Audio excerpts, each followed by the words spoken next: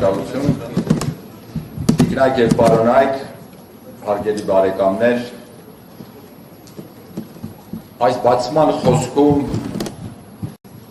ցանկալայի ձեր ուշադրությունը հրավիրել երկու հարթության վրա եւ շատ հակիրճ քննարկել գրքի վերնագիրը։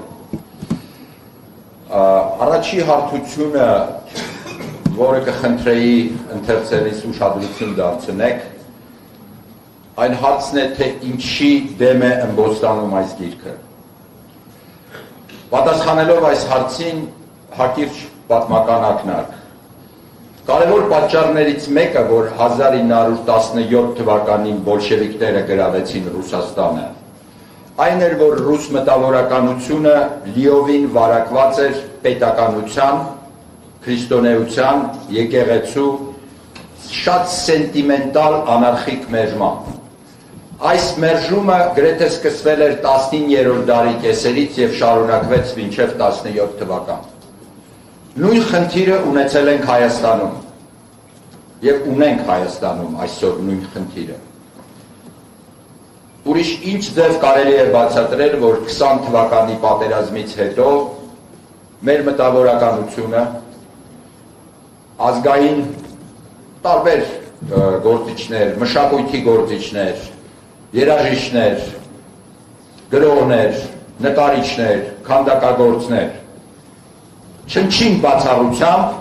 դարձան անտարբերության կողմնակիցները։ Բագրատ Սրբազանի գիրքը ըմբոստանում է հենց այս մերժման դեմ։ Ես վերադարձել եմ Հայաստան 7 տարի առաջ եւ առաջինը ինչ որ նկատեցի, որ այն Հայաստանը, որ ես թողել էի եւ հիմա վերադարձա, Հայաստանում կա սիրո դեֆիցիտ,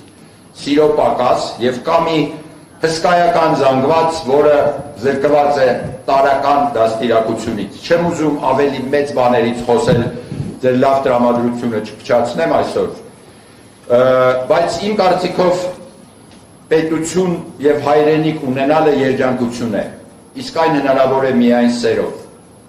Պատահական չէ, որ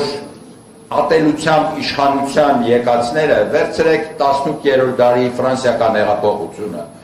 անցած դարի 1950-ական թվականների Կուբայի հեղափոխությունը եւ նույն 17 թվականի բոլշևիկների հեղաշրջումը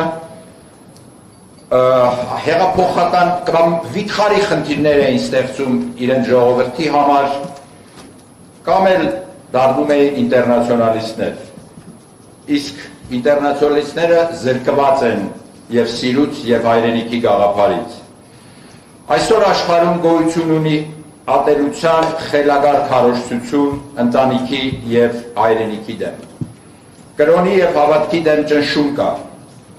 Անտարբերությունը այո գտել է իր կողմնակիցներին, պաշտպաններին, իսկ չարիքը փորձում է ուսմունք դառնալ Հայաստանում։ Ես չեմ հավատում, որ հանրային կյանքը հնարավոր է սահմանազատել մեր արժեքներից, իսկ մեզանից շատերի համար քրիստոնեական արժեքներից։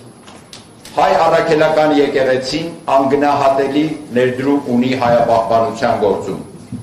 Եվ Բագրատ Սրբազանի գիրքը այսօր լույս է տեսել պաշտպանելու մեր արժեքները։ Եվ ելույթիս եզրափակիչ մասում ուզում եմ խոսել գրքի վերնագրի մասին, ինքներս մեզ նկատմամբ հաղթանակի մասին։ Դեռ մեր թվարկությունից առաջ հույն փիլիսոփաները պնդում էին, որ լավագույն հաղթանակը ինքդ քեզ հաղթելն է։ Երբ մենք մտածում ենք հաղթանակի մասին, մենք հաճախ պատկերացնում ենք մրցույթներ, գավաթներ, տիտղոսներ կամ ծափահարություններ։ Մենք պատկերացնում ենք հաղթանակ ուրիշների հանդեպ, երազանցելով նրանց։ Բայց ամենախորը եւ երկարատև հաղթանակները նվաճվում են լռության մեջ մեր ներսում։ Շատ հեշտ է մեղադրել աշխարհին այն բանի համար, ինչը մեզ հետ է պահում։ Բայց ինչ կլինի, եթե մենք մեզ հարցնենք, մեր որ մասն է պետք հաղթահարել։ Գուցե դա վախն է, գուցե ծուլությունը, գուցե դա ինքնավստահության պակասն է կամ այն հարմարավետության գոտին, որը մենք կառուցել ենք մեր շուրջ, ինչպես զրահ։ Սրանք արտաքին թշնամիներ են։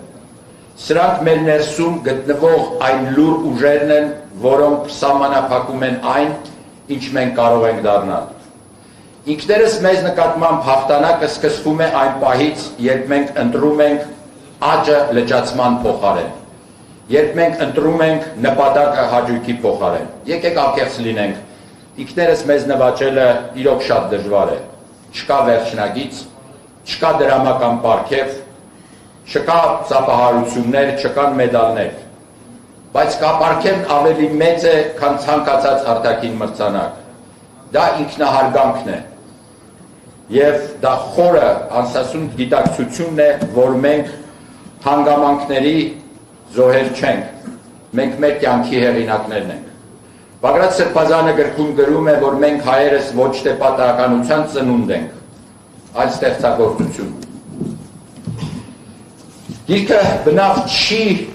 հրավիրում ձեզ մոռանալ մեր ամենամեծ հակառակորդներին։ Ընդհակառակը գիրքը առաջարկում է ստեղծել այլևս երբեք համակարգը, որպեսզի այն դժբախտությունները, որոնց միջով անցնում է մեր ժողովուրդը, եւ այն ողբերգությունները եւ ցնցումները այլևս երբեք չկրկնվեն։ Բայց նայեք, եկեք նայենք մեր ներսում, հանդիպենք մեր այն տարբերակին, որը համակերպվել է, որը հետաձգում է, բողոքում է, 24 ժամ հայոյում է, բայց ոչինչ չի անում, կամ վախենում է, այնուհետև որոշում կայացնենք, որովհետև ինքներս մեզ նկատմամբ հաղթանակ տանելով, մենք բացահայտում ենք մի բան, որը ոչ ոք չի կարող մեզ տալ, դա իրական ազատությունն է։ Մեր ամենամեծ մրցակիցը մեր հարևանները չեն, մեր կողքին նստած մարդը չէ, այլ հայլու մեջ երևացող մարդն է։ Եվ դա, սիրելի բարեկամներ, հաղթանակ է, որի համար արժե ապրել, սիրել և պայքարել։ Շնորհակալություն։